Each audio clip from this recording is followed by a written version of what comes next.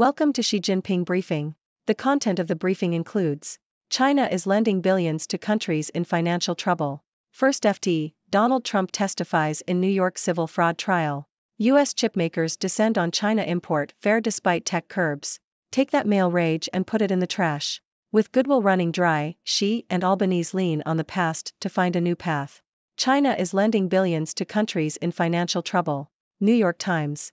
China is shifting its focus from lending to developing countries to bailing them out of debt, according to a report from Aid Data. The news comes after the country lent $1.3 trillion to developing nations, mainly for infrastructure projects, as part of President Xi Jinping's Belt and Road Initiative. However, the initial loans have left many countries unable to repay their debt. The report found that in 2021, rescue loans made up 58% of China's lending to low and middle-income countries, compared with 5% in 2013. Much of the recent lending consists of loans from China's central bank to the central banks of countries that took out Belt and Road Initiative loans. Another large and growing chunk is from state-controlled Chinese commercial banks, working in conjunction with Western banks. FirstFT, Donald Trump testifies in New York civil fraud trial. Financial Times. Former U.S. President Donald Trump used his testimony during his civil fraud trial to lash out at his adversaries and discredit the process. Trump downplayed the importance of the financial statements at the center of the lawsuit, turning the New York courtroom into a rambunctious political theater. At one point, an irritated judge Arthur Engoron threatened to remove Trump from the witness stand. U.S. chipmakers descend on China import fair despite tech curbs. Nikkei Asia. Despite U.S. restrictions on technology exports to China, a growing number of U.S. semiconductor companies participated in China's import fair this year. Micron Technology, one of the U.S. companies affected by tensions between the two countries, set up its first-ever booth at the expo to showcase its memory chips. Other major U.S. companies such as Qualcomm, Advanced Micro Devices, Intel, and Texas Instruments also took part. The U.S. has been tightening restrictions on exports of advanced chips and chip manufacturing equipment to China, while exports of general-purpose products such as PC memory are still permitted. Take that male rage and put it in the trash. Bloomberg. The death rate for babies in the U.S. increased by 3% last year, marking the first significant increase in infant mortality in about 2 decades. The rise in infant mortality is attributed to various factors, including limited access to abortion care services, rising rates of maternal mortality and morbidity, lack of maternal care in certain areas, and lack of insurance coverage. However, it is unclear whether this increase is a one-time occurrence or part of a more concerning trend. Another alarming issue is the prevalence of femicide, particularly in Italy. Italy has one of the highest rates of femicide in the European Union, with about 1/3 of victims killed with extreme violence such as bludgeoning, burning, dismemberment, and poisoning. Femicide is not limited to Italy and is a global issue. In Australia, 6 women have been killed in the past 10 days, 5 allegedly by men.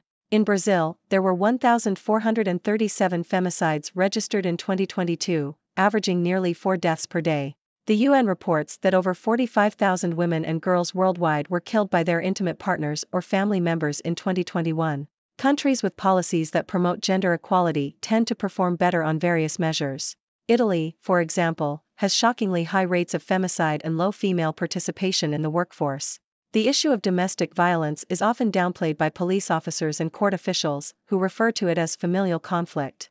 It is crucial for societies to address these issues and work towards gender equality to ensure the safety and well-being of women. With goodwill running dry, Xi and Albanese lean on the past to find a new path. ABC. China's President Xi Jinping has thanked Australia's Prime Minister Anthony Albanese for his predecessor Gough Whitlam's decision to forge diplomatic ties. However, the relationship between the two countries has become increasingly strained and the well of goodwill has been running dry. Despite this, trade between the two nations is improving, and Xi indicated that China will soon lift tariffs on Australian wine and sanctions on lobster and beef. While areas of disagreement were raised, both leaders expressed a desire to move the relationship forward and annual leader-level talks are likely to resume. Tuesday briefing, Israel cuts the Gaza Strip in 2. New York Times. The Israeli military has said that it has encircled Gaza City, effectively splitting the Gaza Strip in half. The move is intended to make it harder for Hamas to retain control of the area. The extent of the fighting is unclear because of a communication blackout in Gaza, but Israel said it had struck 450 targets overnight on Sunday. As the Israeli military pushed ahead, U.S. Secretary of State Antony Blinken was in Turkey on the final stop of a Middle East tour. Blinken said that the Biden administration was working aggressively to get more humanitarian assistance into Gaza. During his trip, Blinken repeatedly warned Iran against using proxies to widen the conflict between Israel and Hamas.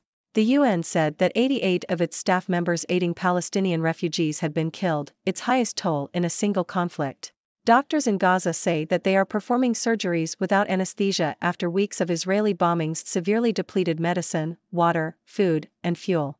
Albanese's high wire walk delivers promising result for Australia.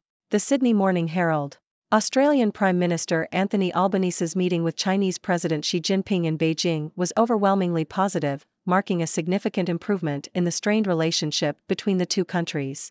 Xi's friendly reception of Albanese demonstrated that Australia and China are getting along again, which is good news for Australian exporters and Chinese students and travelers. While tensions may arise in the future, there is a sense of relief in Australia after years of heightened anxiety. The meeting also highlighted the importance of avoiding narrow alliances that exclude others, a warning that may apply to Australia's involvement in the Quad Pact with the US, India, and Japan.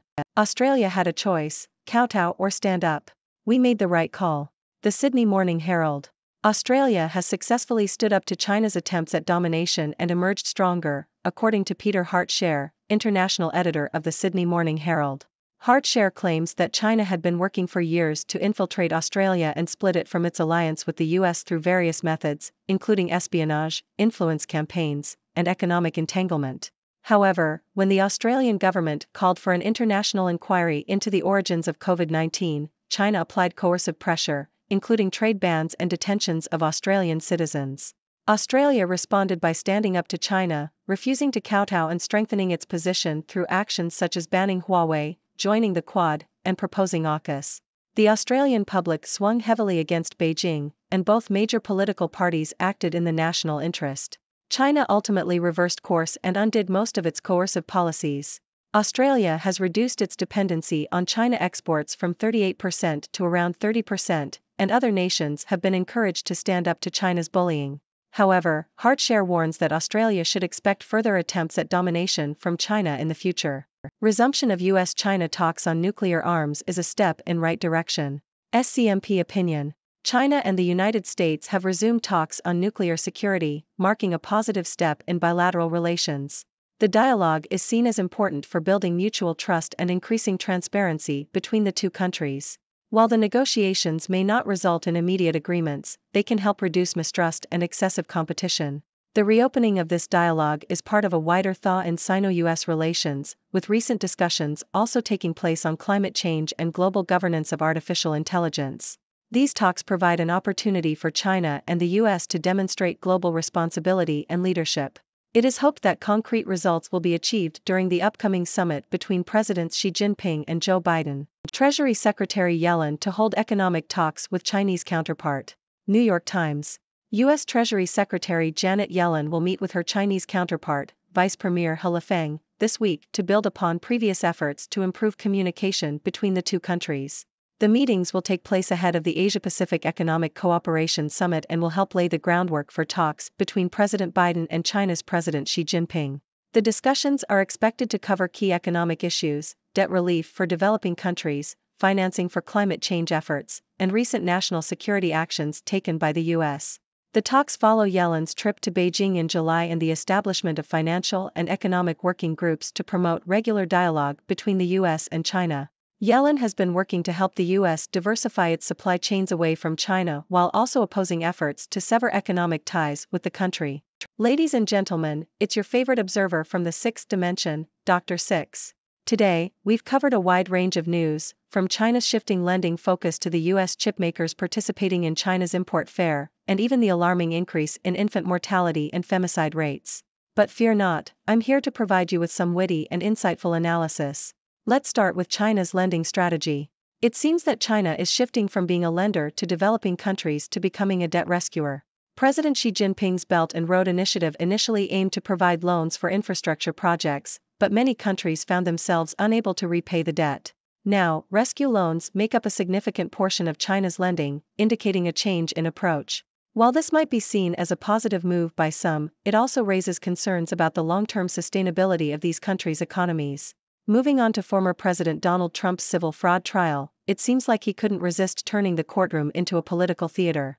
Trump used his testimony to lash out at his adversaries and downplay the importance of the financial statements at the center of the lawsuit. It's safe to say that this trial is anything but boring. Maybe we should start selling popcorn at the entrance of the courthouse.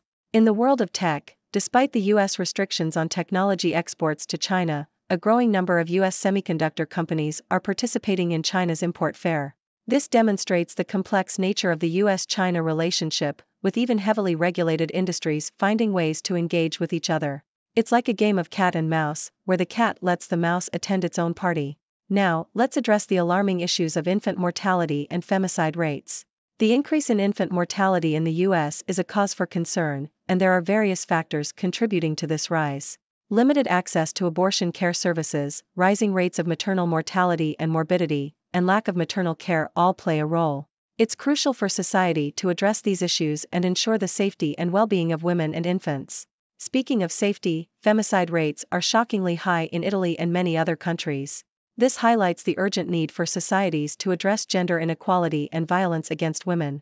It's time to put male rage in the trash where it belongs and work towards a more equal and safe world for everyone. Lastly, we have the strained relationship between China and Australia. While the well of goodwill may be running dry, there are signs of improvement. Trade between the two nations is improving, and both leaders expressed a desire to move the relationship forward. It's like a high-wire walk, but let's hope they don't fall off and drag us all down with them. As always, I'm eager to hear your thoughts and answer your questions. So, tell me, what are your thoughts on China's shifting lending focus? Or maybe you have something to say about the increase in femicide rates. The floor is yours, my observant audience. Thank you for tuning in. The content above showcases the latest briefing reports and analytical synopses, thoughtfully curated by the 6Do team. These insights stem from a wide array of reputable media outlets, think tanks, government sources, and specialized experts worldwide. We encourage you to explore these sources for a comprehensive perspective.